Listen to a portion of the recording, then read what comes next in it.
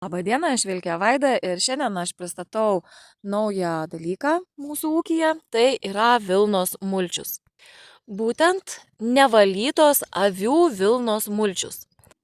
Nerekomenduoju juo mulčiuoti daržų, jisai netam skirtas, bet dabar papasakosiu, kuo jisai ypatingas.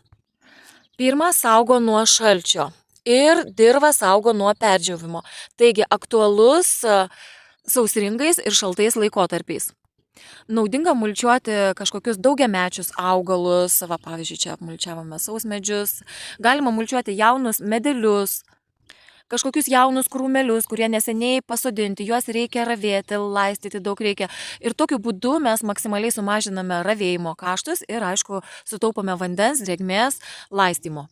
Antra, nevalytos vilnos kvapas nepatinka įvairiems graužikams, pelėms, pelėnams, kurie paprastai mėgsta įsikurti po žolės ar šieno ar šiaudų mulčiumi.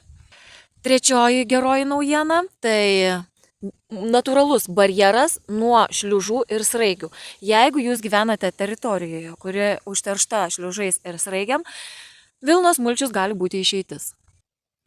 Vilnos mulčius ilgalaikis, jisai suyra per 1-2 metus nuo uždengimo, mažina dirvos rūgštingumą, šiek tiek kelia dirvos pH.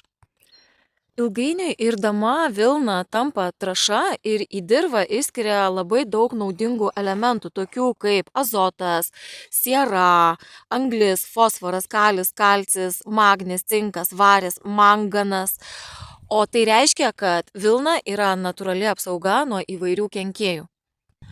Šiuo mulčiumi galima mulčiuoti pačius įvairiausius daugiamečius augalus. Anglijoje vilnos mulčius labai populiarus jau daug metų, o Lietuvoje jisai žengia dar tik pirmosius žingsnius.